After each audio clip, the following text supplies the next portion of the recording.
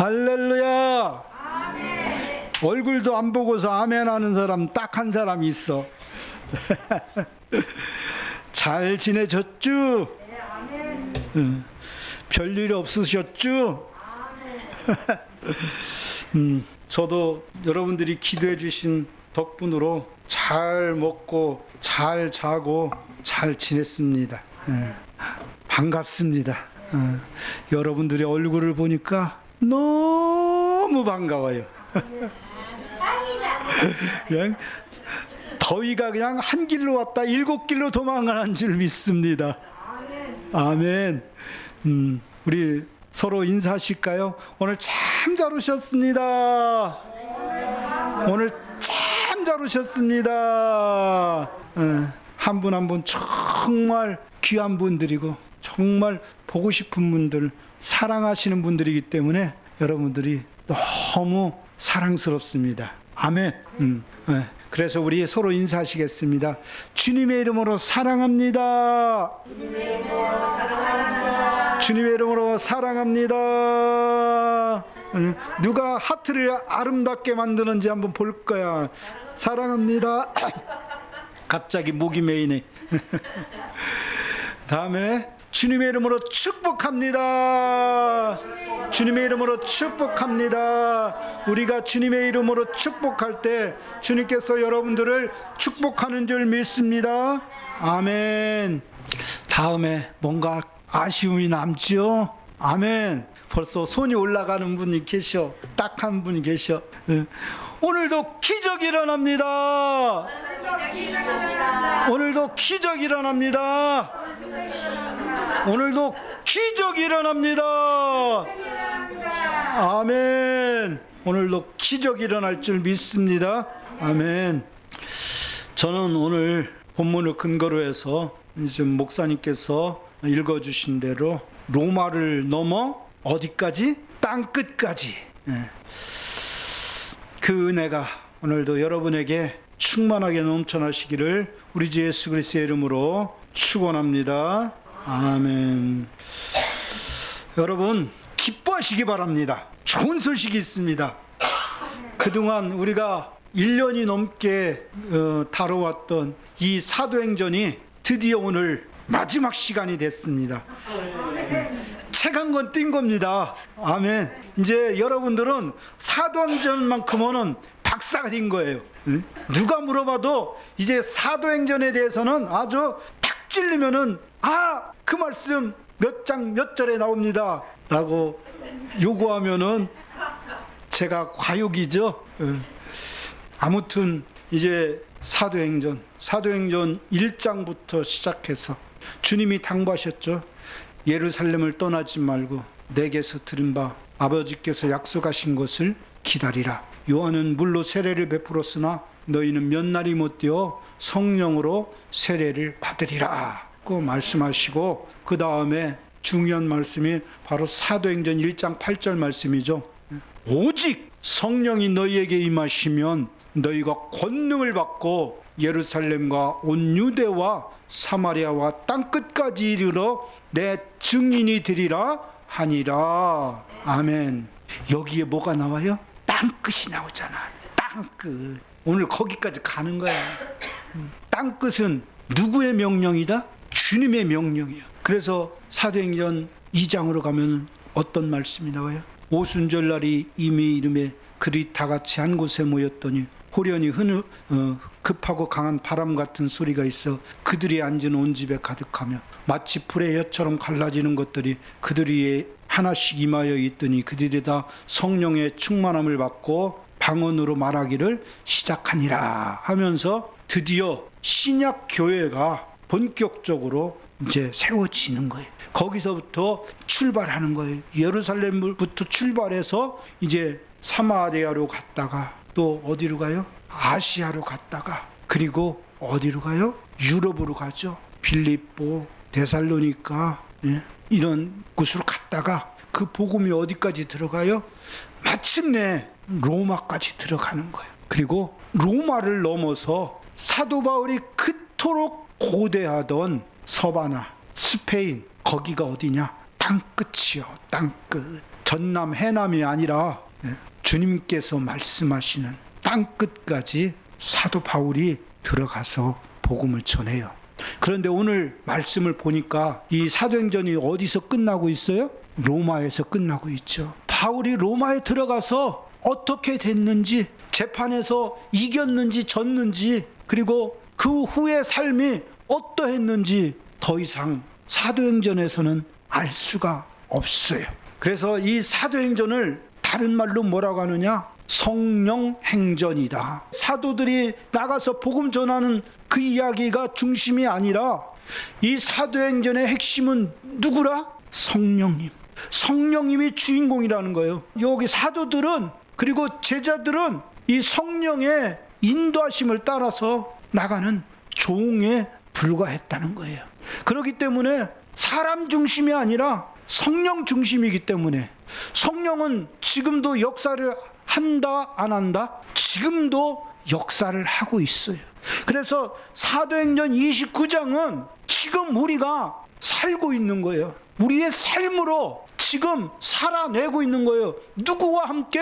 성령과 함께 지금 살고 있는 중인 거예요. 그러니까 사도행전에서는 28장에서 바울이 주인공에서 하차를 했지만은 그 이후의 스토리는 바로 우리가 지금 쓰고 있는 거예요. 우리가 쓰고 있는 이야기는 어디에 기록이 되고 있어요? 지금 천국에서 다 한 사람 한 사람 다 놓고 기록을 하고 있어요.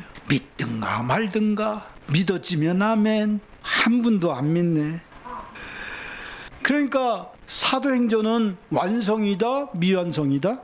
미완성이에요. 끝이 난 것이 아니야. 왜 화가들이 그런 그림을 그리잖아요. 중간에 살아있음에도 불구하고 그림을 열심히 그리다가 붓을 놔버려. 그리고 더 이상 그림을 안 그려. 그 그림을 안 그려. 그럼 누가 봐도 뭔가 부족해. 그래서 그 그림을 뭐라고 해? 미완성 작품이라고. 또 음악도 마찬가지예요. 음악은 공식이 있잖아요. 그런데 그 공식대로 하지 않고 중간에 가서 마무리가 되지 않고 끝나는 거야.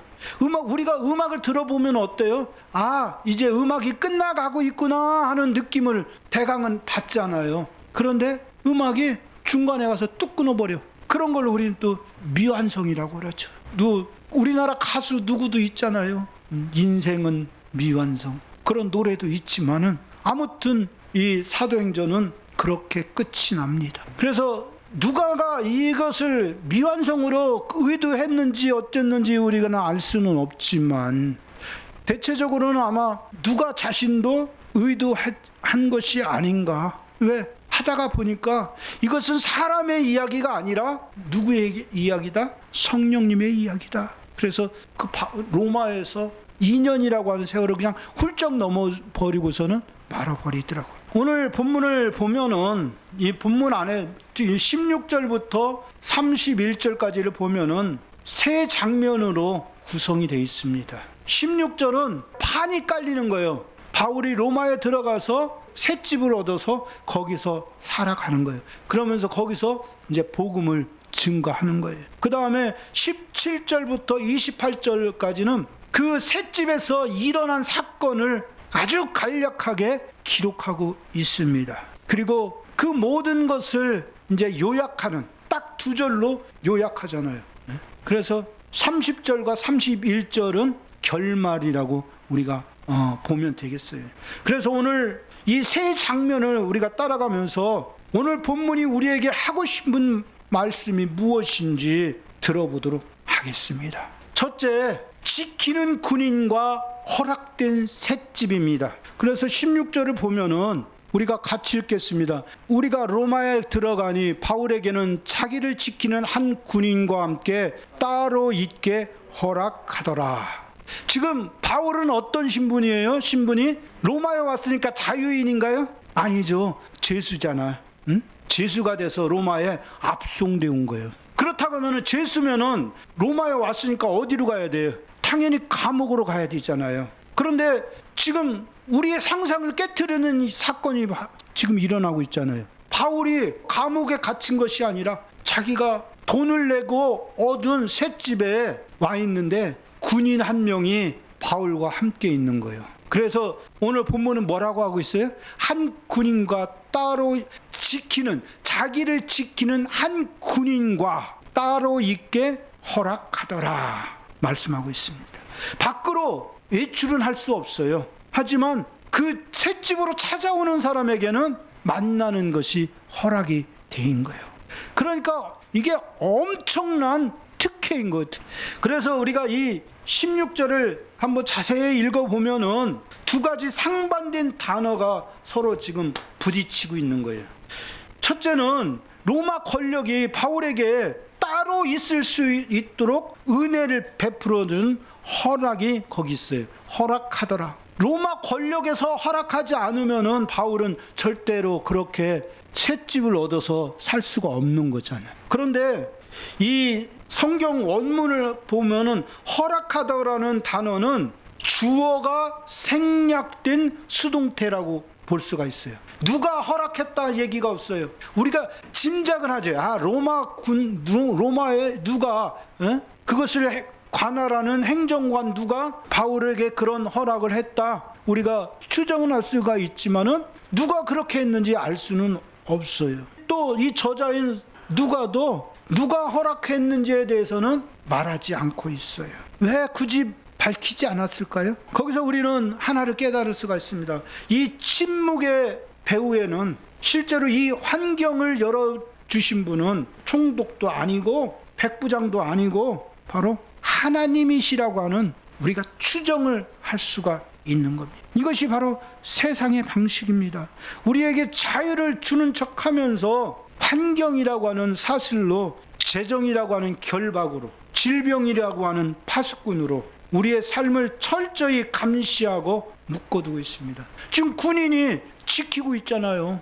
이 군인만 없으면 어떻게 자유하잖아. 맘대로 나갈 수가 있잖아. 그런데 군인이 떡하니 버티고 있어. 그러니까 이 바울의 생활 영역은 자기 셋집에 딱 한정되어 있는 거예요. 마찬가지로 우리의 삶도 똑같은 거예요. 제가 좀 전에 말씀드린 것처럼 우리도 자꾸 무엇이 와서 묶여 우리의 자유를 자꾸 뺏으려고 그래. 나이가 우리의 자유를 뺐잖아요. 옛날 같으면 등산 그냥 날라다녔지. 나도 뭐 어디 여행 2박 3일 3박 4일 갔다 와도 하나도 피곤하지도 않고.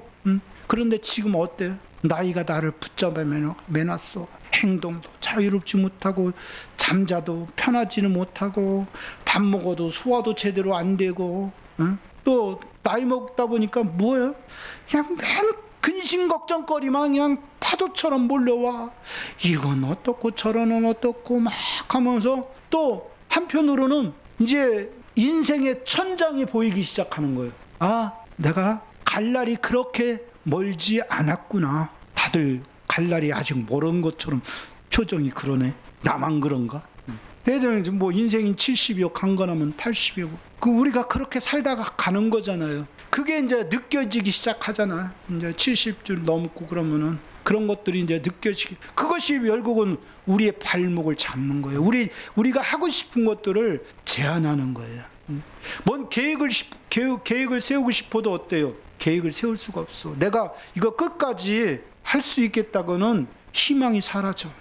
그런 것들이 이제 우리의 길을 죽이기 시작하는 거야. 또 재정은 어때요? 옛날에는 열심히 일하면 돈도 많이 벌었잖아요. 많이 벌었지만 이제 나이 먹으니까 누가 오라는 데도 없어. 그런데 돈 내놓으라고 하는 통지서는 여전히 끊임없이 쫓아와.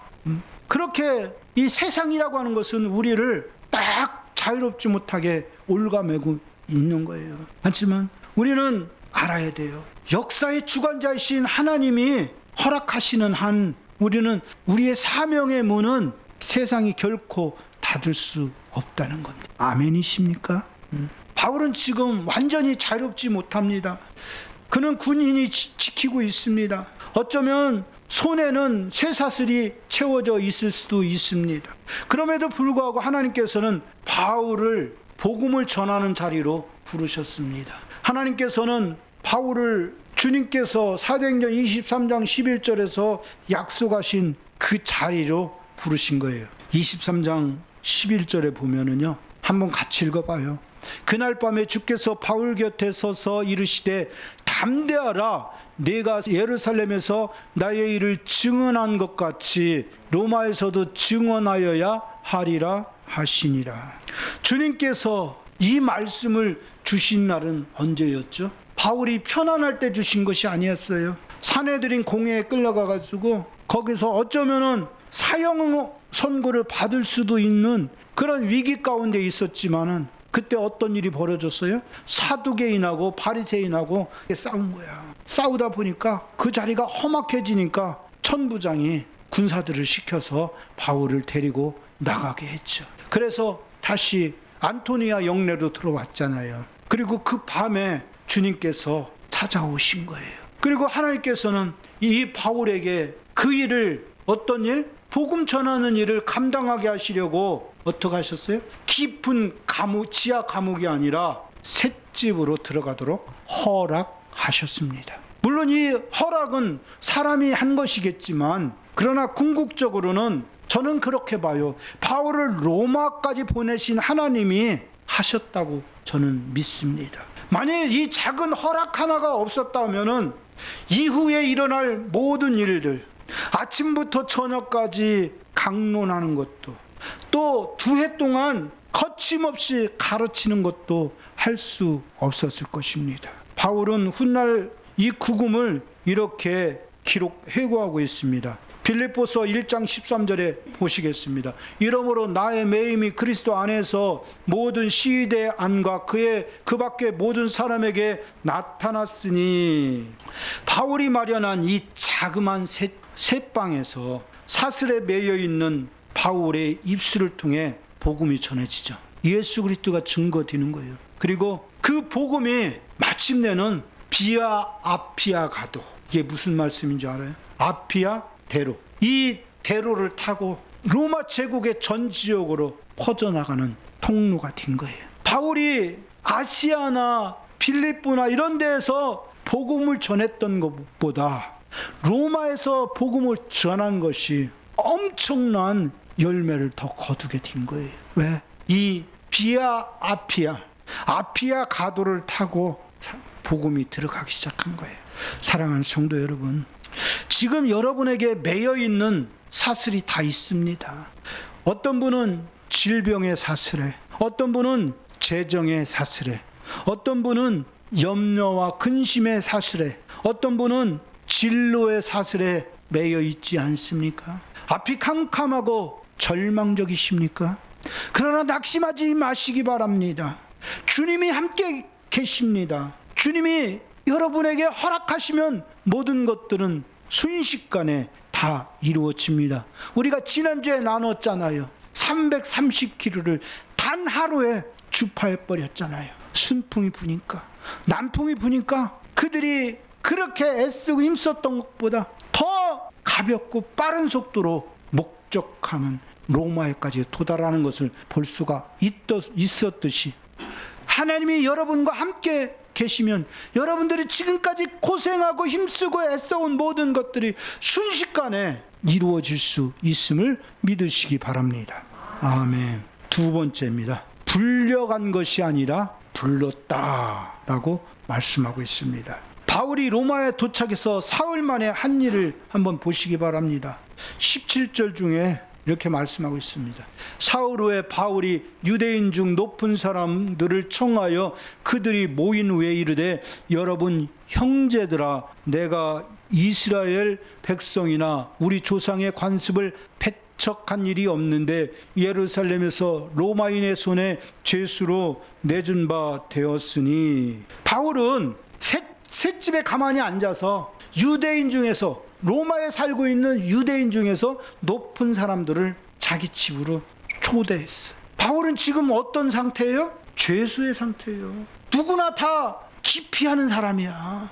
손가락질 받는 사람이야. 바울이 위대한 사람인지 아는 사람 누가 있겠어요? 사람이 겉모습 보면 알 수 있겠어요? 제가 생각하기에 바울은 이미 나이 늙었고, 그리고 고생했기 때문에 어떻게 보면은 피골이 상접한 상태, 정말로 몰골이 말이 아닌 그런 처지였을 거예요. 왜? 2년 이상을 감옥 생활을 했잖아요. 2년 이상을 감옥 생활하고 또 14일을 유라굴로 광풍 속에서 그 모진 고생을 다 했고, 그리고 3개월을 이름도 모르는 멜리데 섬에서 지냈잖아요. 그런 것을 생각해 볼 때 바울의 모습은 정말 누가 봐도 존경할 수 있을 만한 그런 모습은 아니었을 거예요. 거기다 오랜 여행으로 옷은 또 남루했겠죠. 그러니 누가 봐도 존경할 만하겠어요? 우리 정 목사님처럼 저렇게 때깔나게 하고 계신 분은 아니잖아. 그런 상황에서 또 가택연금까지 당한 상태예요. 꼼짝달싹 할 수 없는 그런 상태예요. 그런데 원문을 보면 어떻게 해요? 그 죄수가 로마에서 가장 영향력 있는 유대인 사이의 유력자들을 자기 집으로 모이도록 소집했어요. 여기서 청했다는 얘기는 소집했다는, 그들이 자청해서 온 게 아니에요. 오고 싶어서 온 게 아니에요. 누가 불렀어요? 바울이 불렀어요. 그러니까 쫓아왔어요. 그렇다고 한다면 바울에게 무슨 세상적인 권세가 있어서 그런 거겠어요? 그들보다 돈이 더 많이 있어서 그러겠어요? 뭔가 얻을 것이 있어서 그러겠냐고요? 그런 것도 아니겠죠. 그럼에도 불구하고 그들이 왔어요. 우리는 여기서 그 배후에 계신 하나님의 부르심을 봐야 되는 거예요. 발견할 수 있어야 돼요. 청하여라고 하는 단 하나의 단어 속에 그와 같은 하나님의 역사심의 은혜가 있는 거예요. 하나님의 부르심. 그걸 우리는 뭐라고 그래요? 소명이라고 하죠. 부르신 소명. 그 하나님의 소명의 권위가 있었기 때문에 그 유력한 사람들이, 바쁜 사람들이, 또 의시되는 사람들이 바울의 셋집에 들어온 거예요.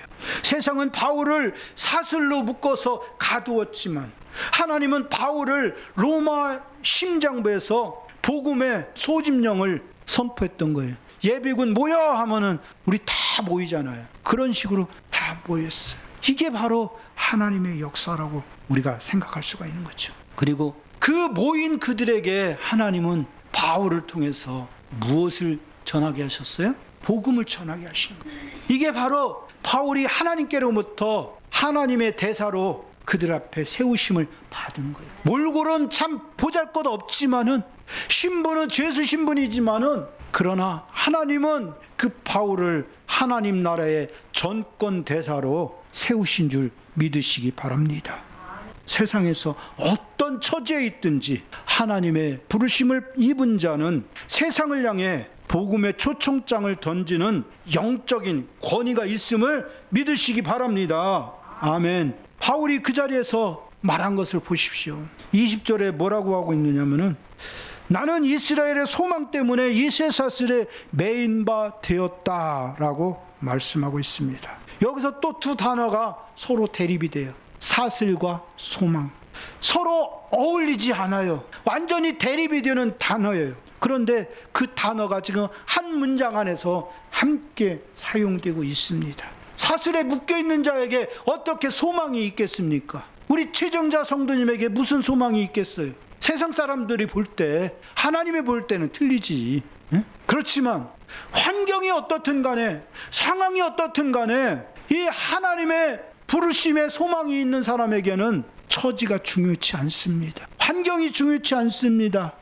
바울은 비록 죄수 신분이긴 했지만 바울은 그대로 2년 동안 죄수 신분으로 그 집에 있었잖아요. 그러나 바울이 죄수의 신분이라고 해서 바울을 향한 하나님의 사명이 취소됐던가요? 안 됐습니다. 하나님의 사명은 계속 바울에게 머물러 있었고, 바울은 그 셋집에서 수많은 사람들에게 복음을 증거했습니다. 디모데후서 2장 9절에 보면은 이렇게 말씀하고 있습니다.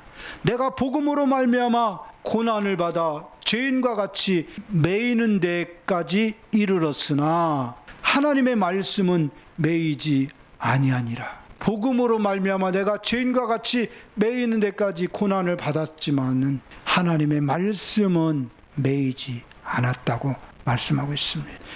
여기서 우리는 본문 전체를 꿰뚫는 하나의 흐름을 읽을 수가 있습니다.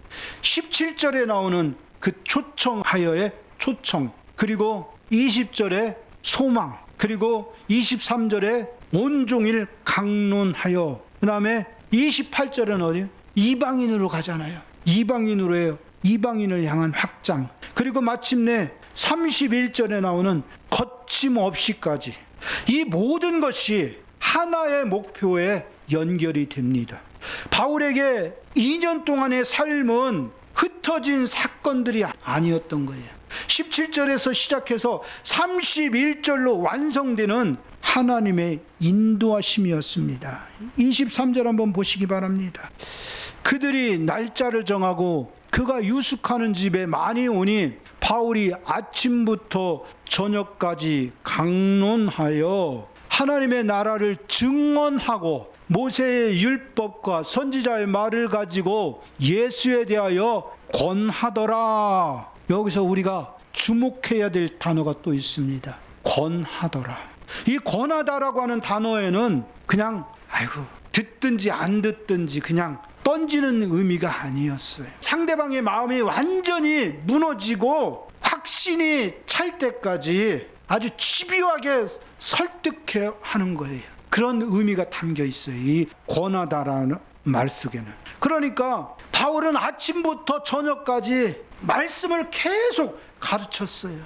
지치지 않고 멈추지 않고 사슬에 매인 한 손을 저어가면서 구약 성경을 펴서 예수가 진짜 메시아다라고 하면서 그들의 영혼을 향해서 아주 집요하게 설득했습니다. 사랑하는 성도 여러분, 이것이 복음을 향한 바울의 열정이었습니다. 우리에게 이런 열정이 있습니까? 저도 말씀을 준비하면서 이 단어를 공부하다가 부끄럽더라고요. 우리는 한번 툭 던지고 에휴 싫어 하면은 어떻습니까? 에이 그래요 알았어요 하고 그냥 고개 푹 숙이고 나오잖아요. 그런데 바울은 그렇게 하지 않았다는 거예요. 바울이 그렇게 강론할 때 사람들의 반응이 좋은 반응만 있었겠느냐고. 바울의 가르침에 대해서 정면으로 반박하는 사람도 많이 있었습니다. 왜? 그들은 유대인이잖아요. 유대인은 유별나잖아요. 그럼에도 불구하고 바울은 계속해서 권하더라. 아침부터 저녁까지 강론하며 권하더라. 이제 우리도 권해야 됩니다. 내 가족을 향해서, 내 이웃을 향해서 예수가 그리스도이심을 아침부터 저녁까지 눈물로 설득해내는 그 사명의 열정이 우리에게도 필요한 줄 믿습니다. 그렇게 바울이 열심히 강론을 했지만, 권했지만 어떻습니까? 반응은 24절에 반응이 나옵니다. 그 말을 믿는 사람도 있고 믿지 아니하는 사람도 있어. 우리가 나가서 전도할 때도 똑같잖아요. 어떤 사람은 몇 마디 툭 던지면은 어디 교회예요? 언제 가면 되죠? 하고 바로 따라오는 사람이 있어요. 그런데 어떤 사람은요, 그래요, 갈게요. 일주일 다 지났는데 안 왔어. 그래서 교회 나오셔야죠. 예, 가지요. 그래 다음 주에 올 줄 알고 또 얘기하면 그래 간단게요. 계속 그렇게 하면서 내일, 모레, 일주일 후에, 한 달 후에, 그러다 보면 언제까지 1년 후에, 2년 후에 자꾸 이게 막 뭐처럼 늘어지는 사람이 있어요. 그런 사람들이 더 무서워. 차라리 예수 믿으세요, 나갑니다 하는 사람은 그래도 조금 희망이 있는 사람이야. 그런데 예 알았습니다, 가지요, 찬찬히 갈게요, 때가 되면 갈게요 이러는 사람은 10년이 가도 안 와. 나도 그런 사람 딱 한 사람 있어. 지금 10년이 넘게 오라고 했는데도 안 와. 또 누구한테 그렇게 주워 들었는지 또 아는 척은 무진장해. 그러면서도 안 온다니까. 이 복음이 어떤 건지, 하나님을 믿는 것이 얼마나 축복된 것인지 아는 사람은 금방 오는데 고집불통인 사람들이 있어요. 그런 사람 보면 우리는 어떻게 실망하잖아요. 혹시 내가 정성이 부족해서 그런 거 아닌가 해갖고 철야기도 하고 금식기도 하고 열심을 다해 보지만은 안 믿어. 그래서 혹시 내가 전하는 것이 좀 너무 현찮아서 그런가 해가지고 신앙서적도 찾아서 그냥 요 말씀을 전해주면 되겠다 해서 그냥 빨간 줄을 탁탁 그으면서 메모까지 착착착 해서 다음에 만났을 때 가서 전했는데 그 사람 반응은 똑같아. 왜 그래요? 혹시 내가 마음에 안 들어? 저 사람이 내가 돈이 있는 것 같지가 않아서 내가 하는 말을 안 듣나? 그런 생각을 할 때도 있잖아요. 우리 교회가 부자 교회 같으면 오라가면 서로 올 것 같은데, 그런데 하나님의 생각은 사람의 생각과 다르다고 했어요. 그렇다고 오는 게 아니에요. 우리는 그런 그 이유를 어디서 찾아야 돼요? 누구한테 물어본다고 그 답이 나오나요? 요즘 유명한 AI한테 물어보면 답이 나올까요? 안 나와요. 어디다 물어봐야 돼요? 어디요? 크게 얘기를 해요. 말씀! 알기는 또 기가 막히게 아셔. 그래요. 말씀에 답이 있더라고. 오늘 성경이 뭐라고 말씀하시는지 말씀하고 있잖아요. 바울은 이 사건을 두고 이사야 6장에 나오는 말씀을 인용하고 있어요. 사도행전 28장 26절 27절 말씀이에요. 한번 읽어봐요. 일러스되 이 백성에게 가서 말하기를 너희가 듣기는 들어도 도무지 깨닫지 못하며 보기는 보아도 도무지 알지 못하는도다. 이 백성들의 마음이 우둔하여져서 그 귀로는 둔하게 듣고 그 눈은 감았으니 이는 눈으로 보고 귀로 듣고 마음으로 깨달아 돌아오면 내가 고쳐줄까 함이라 하였으니. 아멘. 여기 답이요. 여기 답이라니까요. 여러분 이 구절을 읽을 때 어떤 느낌이 확 들어요? 뭔가 싸한 느낌이 들죠. 예? 아, 방해하는 세력이 있는 거 아니야? 저 사람이 구원받지 못하게 붙잡고 있는 세력이 있는 거 아니야? 우리가 그렇게 생각할 수 있죠. 딱 보니까 그런 것 같잖아요. 아니면은 하나님이 너는 구원에서 제의됐어. 너는 내 백성이 아니야. 라고 하나님이 장막을 쳐놓으신 건가? 이 말씀을 보면 그런 느낌이 들잖아요. 이현아 성도님 맞아요? 틀려요? 제가 너무 아는 체 했나요? 그러나 본문 말씀은 그런 의미가 아닙니다. 우리의 구원을 방해하는 세력은 하나님도 아니고 마귀도 아니고 사탄도 아니라는 것. 그럼 누구요? 바로 나라는 거예요. 나. 고집 부리는 사람, 완악한 마음, 내가 가지고 있는 고집이 복음을 받지 못하게 하는 거예요. 그래서 제가 이 말씀을 묵상하다가 문득 생각난 것이 로마서 2장의 말씀. 로마서 2장 4절 5절 말씀이에요. 혹 내가 하나님의 인자하심이 너를 인도하여 회개하게 하심을 알지 못하여 그의 인자하심과 용납하심과 길이 참으심이 풍성함을 멸시하느냐. 그 밑에 5절이 더 중요하더라니까요. 다만 네 고집과 회개하지 못하게 하는 마음이 하나님의 진노를 네 안에 자꾸 차곡차곡 쌓는다는 거예요. 하나님은 하나님의 그 인자하심으로 우리를 끊임없이 고치시고 구원하시려고 끊임없이 누군가를 보내시는데 내가 안 믿으려고 고집 부리고 그 은혜를 멸시한다는 거예요. 이게 복음을 거부하는 사람들의 그 심령이라는 거예요. 외부의 어떤 사탄 마귀가 그러는 게 아니라는 거예요. 이제까지 우리는 그렇게 알았어. 그런데 더 무서운 게 누구요? 내 안에 있는 고집불통이요. 회개하지 아니하는 마음. 회개해야지 구원받을 거 아니에요. 회개하라, 천국이 가까이 왔다. 주님이 말씀하셨잖아요. 그런데 회개하지 않아. 그냥 싫어. 요즘 그러는 사람도 있어요. 그냥 기독교가 그냥 싫대. 하나님이 그냥 싫대. 그런 글을 공공연하게 막 SNS에 쓰는 사람들이 있어요. 나는 그냥 기독교가 싫어. 그러나 그들이 분명히 알아야 될 것은 마지막 날에는 하나님의 준엄한 심판이 기다리고 있다는 거예요. 그들이 하나님을 거부하면 거부하는 만큼 하나님의 진노가 그 사람 위에 켜켜이 쌓여가는 거예요. 2장 5절 말씀. 다만 내 고집과 회개하지 아니하는 마음을 따라 진노의 날 곧 하나님의 의로우신 심판이 나타나는 그날에 임할 진노를 내게 스스로 쌓는도다. 사랑하는 성도 여러분, 사람이 복음을 듣고도 믿지 않는 것은 말씀의 능력이 없어서가 아니라 스스로의 고집과 회개하지 않는 마음 때문에 믿지 않는 거예요. 은혜를 받으면서도 내 자아를 꺾지 않는 거예요. 그것이 바로 스스로 진노의 심판을 쌓는 무서운 영적 고집인 것입니다. 그런데 바울은 여기서 멈추지 않습니다. 28절에 보면은 뭐라고 말씀하고 있습니까? 그런즉 하나님의 이 구원이 이방인에게로 보내어진 줄 알라 그들은 그것을 들으리라 하더라. 하나님의 계획은 사람의 완악함 때문에 멈추지 않습니다. 오히려 그 완악함을 뚫고 더 넓은 곳으로 흘러 들어갑니다.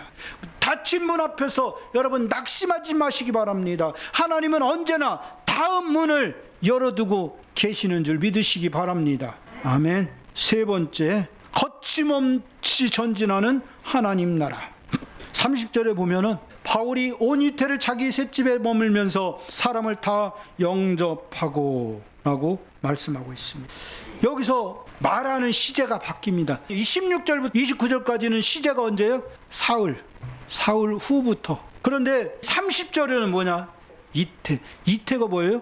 2년 후지. 2년 후에 시간이 그냥 후딱 갔어. 이제 그런 하나의 만남, 셋집에서의 만남, 그런 만남에서 바울의 삶 전체 결론으로 넘어가고 있는 거예요.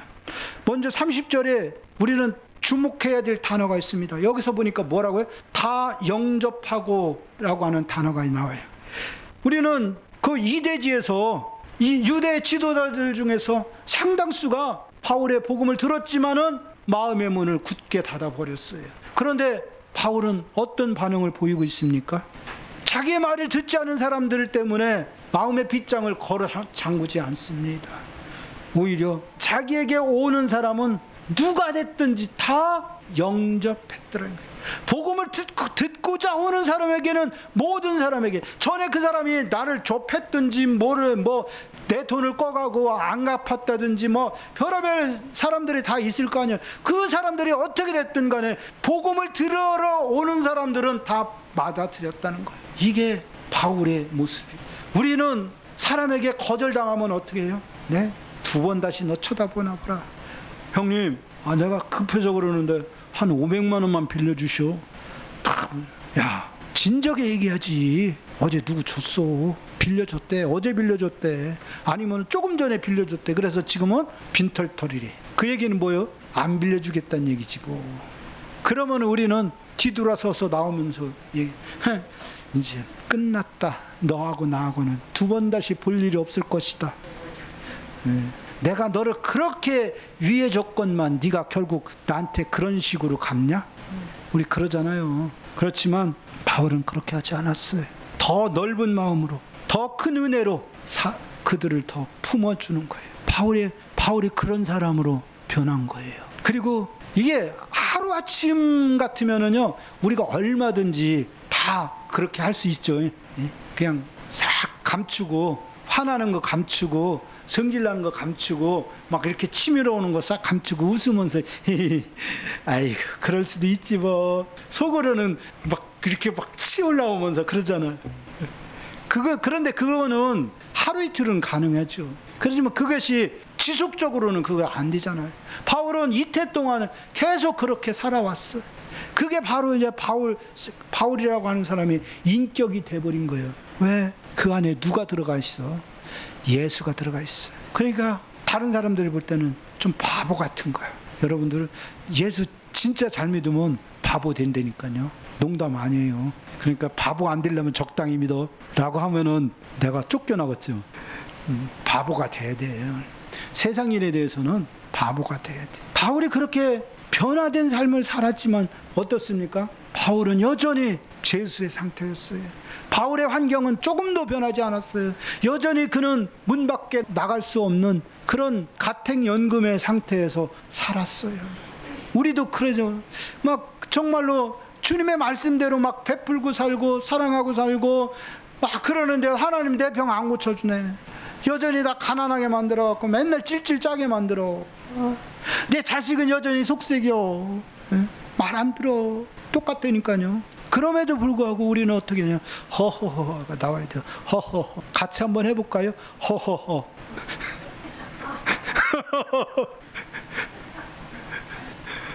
그게 나와야 돼요. 그냥 웃을 수 있는, 내가 그냥 웃는다. 내가 웃는 것이 아니어가 아니라 내가 웃는 것이 진짜 웃는 거다. 나 겉이나 속이나 똑같아. 그런 사람으로 변화돼야 돼. 응답을 받았든 안 받았든 상관없이 우리는 이제는 그리스도의 사람으로 살아가는 거예요. 왜? 내 안에 누가 있어? 이 질그릇에 보배를 가졌으니, 이 질그릇 같은 내 속에 보배이신 주님이 들어와 있으니까 이제 내 안에 나는 죽고 누구만 살아? 예수만 사는 거예요. 내가 그리스도와 함께 십자가 못 박혔나니 그런즉 이제는 내가 사는 것이 아니요 오직 내 안에 그리스도께서 사시는 것이라. 이제 내가 육체 가운데 사는 것은 나를 사랑하사 나를 위하여 자기 자신을 버리신 하나님의 아들을 믿는 믿음 안에서 사는 것이라. 바로 바울의 고백이잖아요. 여기서 또 우리는 한 단어를 주목해 볼 필요가 있습니다. 아콜리토스라고 하는 단어예요. 이게 뭐냐면은 거침없이라는 단어예요. 거침없이. 사도행전 전체에서 이 단어는 2절에서 딱 한 번밖에 안 나와요. 그리고 이 책이 사도행전의 마지막 책이잖아요. 바울은 셋집에서 군인과 함께 사슬에 매인 채 살았습니다. 그런데 성경은 그것을 거침없이 살았다고 지금 표현하고 있어요. 여기서 우리가 중요한 영적 깨달음이 나옵니다. 사슬은 사람을 가둘 수 있어도 하나님의 말씀은 가둘 수 없습니다. 사람은 매여 있어도 하나님의 말씀은 매이지 않습니다. 누가는 바울의 운명을 말하지 않습니다. 중요한 것은 바울의 운명이 아니라 말씀의 운명이었기 때문입니다. 그리고 그 말씀은 거침없이 로마의 작은 셋집을 넘어 오늘 이 자리 여러분 앞에까지 와 있는 겁니다. 사도행전 29장은 성경에 없습니다. 사도행전 29장 한번 펴보세요. 없습니다. 지금 우리가 그 29장을 쓰고 있기 때문이에요. 여러분들이 지금 29장을 살아내고 있는 거예요. 29장의 주인공이 바로 여러분들이라는 거예요. 여러분, 바울의 행전은 로마의 셋집에서 멈추지 않고 로마를 넘어 땅끝까지 갔습니다. 디모데 후서나 이런 서신들을 보면은 이 바울이 무제 방문돼서 2년 후에 어디로 가느냐, 저 서바나까지 갔다고 하는 기록이 있습니다. 바울이 그렇게 가고자 했던 땅끝. 왜 바울이 가고 싶었어요? 거기에 무슨 특별한 것이 있어서 그런가요? 아니, 주님이 말씀하셨잖아요. 사도행전 1장 8절에서 오직 성령이 너희에게 임하시면 너희가 권능을 받고 예루살렘과 사마리아와 땅끝까지 이르러 내 증인이 되리라. 그 말씀 그대로 믿었던 거예요. 그리고 그 말씀대로 살아낸 사람이 바로 이 바울이었던 것을 여러분 아시기 바랍니다. 그렇다면 우리 신앙은 여러분 어디에 머물러 있습니까? 나의 문제, 나의 가정, 내 일터라는 나만의 로마에 갇혀 있지는 않습니까? 하나님은 오늘 우리를 통해 우리의 한계를 넘어 세상을 향해 거침없이 복음이 전진하기를 원하십니다. 오늘 우리 교회가, 여러분의 가정이 로마를 넘어 땅끝까지 전진하는 그런 사도행전 29장의 주인공이 될 수 있기를 주님의 이름으로 축원합니다. 아멘.